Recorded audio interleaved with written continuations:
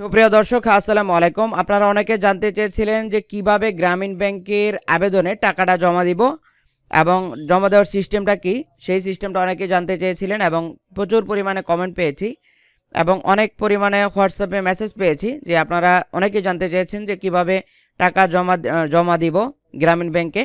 তো আসলে গ্রামীণ ব্যাংকে টাকা জমা দেওয়া খুবই সহজ। তো আমি ভাবছিলাম যে প্রত্যেকটা মানুষই টাকা জমা দেওয়াটা খুব ইজিলি করতে পারবেন। তো আসলে এই কাজগুলো যারা নিয়মিত না করেন তারা কিন্তু আসলে একটু দ্বিধাদ্বন্দ্বে পড়ে যান যে আসলে কোন নাম্বারে টাকা দিব, কিভাবে টাকা দিব, বিলার আইডিটা কোথায় পাবো। তো আজকে আমরা আপনাদেরকে একদম প্র্যাকটিক্যালি দেখিয়ে দিব যে গ্রামীণ ব্যাংকে আপনি রকেটের মাধ্যমে কিভাবে টাকা জমা দিবেন। তো গ্রামীণ ব্যাংকে স্পেসিফিক বলে দিয়েছে যে রকেটের মাধ্যমে টাকাটা জমা দিতে হবে। তো সেজন্য আমরা চলে যেতে হবে মোবাইল স্ক্রিনে, মোবাইল দিয়ে আমরা আর দেখিয়ে দিব। তো আপনারা থাকতে হবে আমাদের পুরো ভিডিও জুড়ে, আর আমরা আপনাদেরকে দেখিয়ে দিব যে কিভাবে গ্রামীণ ব্যাংকের সম্পূর্ণ টাকাটা জমা দিতে হয়। তো চলুন আমরা দেখে আসি গ্রামীণ ব্যাংকে টাকাটা কিভাবে জমা দিতে হয়।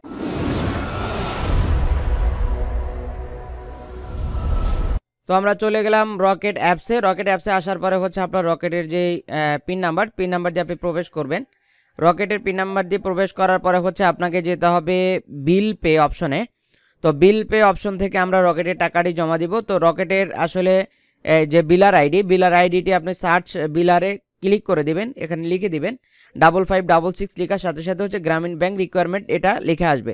তো আপনি এটাতে ক্লিক করে দেবেন। এখানে ক্লিক করার সাথে সাথে হচ্ছে আপনাকে নিয়ে যাবে গ্রামীণ ব্যাংকের রিকোয়ারমেন্টের যেই অপশন, অর্থাৎ বিলার আইডি উপরে আমরা দেখতে পাচ্ছি 5566 এবং গ্রামীণ ব্যাংক রিকোয়ারমেন্ট লেখা আছে। আপনি যদি আপনার নিজেরটা দেন তাহলে সেলফে রাখবেন, আর যদি আপনি অন্য কারোটা দেন তাহলে আদার্সে ক্লিক দিবেন। তো আমরা যেহেতু অন্য কারোটা দিব সেহেতু আমরা এখানে অ্যাপ্লিক্যান্ট মোবাইল নাম্বার, অর্থাৎ আপনি যেই মোবাইল নাম্বারটি দিয়ে আবেদনটি করছেন সেই মোবাইল নাম্বারটি আপনি এখানে বসিয়ে দিতে হবে, অর্থাৎ অ্যাপ্লিক্যান্ট মোবাইল নাম্বারে, অর্থাৎ আপনার গ্রামীণ ব্যাংকে আবেদনের সময় যে নাম্বারটি ব্যবহার করবেন সেই নাম্বারটি এখানে দিতে হবে। তো আমরা যেহেতু অন্য একজনের আবেদন করব সেহেতু আমরা এখানে আদার্স রাখবো, আর যদি আমি নিজেরটা করতাম তাহলে এখানে সেলফ রাখতাম।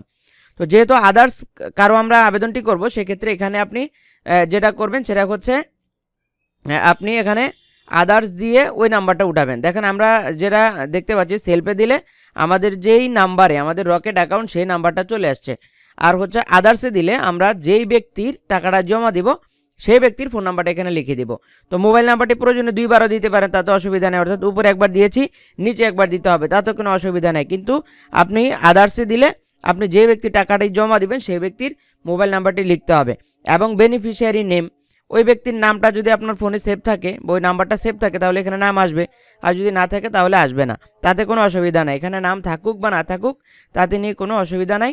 আপনি জাস্ট যেটা করবেন সেটা হচ্ছে এখান থেকে আদার্সে দিয়ে বেনিফিশিয়ারি মোবাইল নাম্বারটা দিবেন, অর্থাৎ যার আবেদন তার মোবাইল নাম্বারটি দিবেন, আপনার নিজের হলে নিজেরটাই দিবেন। যেমন আপনার নিজের অ্যাকাউন্ট হচ্ছে এক নাম্বারে, আপনি আবেদন করবেন আরেক নাম্বারে, তাহলে সেই নাম্বারটা এখানে বসাবেন, অর্থাৎ আবেদনে যে নাম্বারটি ব্যবহার হবে সেই নাম্বারটি এখানে আপনি দিয়ে দিবেন। তারপর হচ্ছে আপনি অ্যামাউন্ট লিখবেন 200 টাকা, যেহেতু গ্রামীণ ব্যাংকে 200 টাকা নিবে।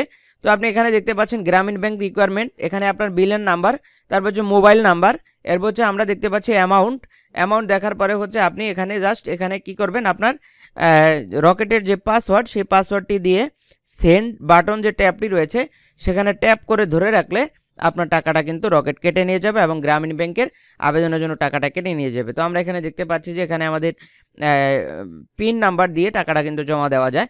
তো এটাই হচ্ছে গ্রামীণ ব্যাংকে টাকা জমা দেওয়ার সিস্টেম।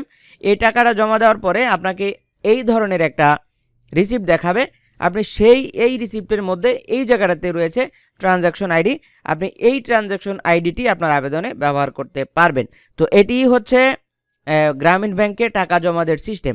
তো আপনারা যারা গ্রামীণ ব্যাংকে টাকা জমা দিতে যে দ্বিধাদ্বন্দ্বের মধ্যে পড়েছেন, আপনাদেরকে সহায়তামূলক এই ভিডিওটা দিয়েছি।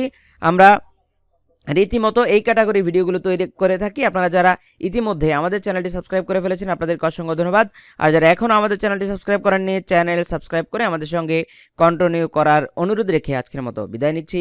আসসালামু আলাইকুম।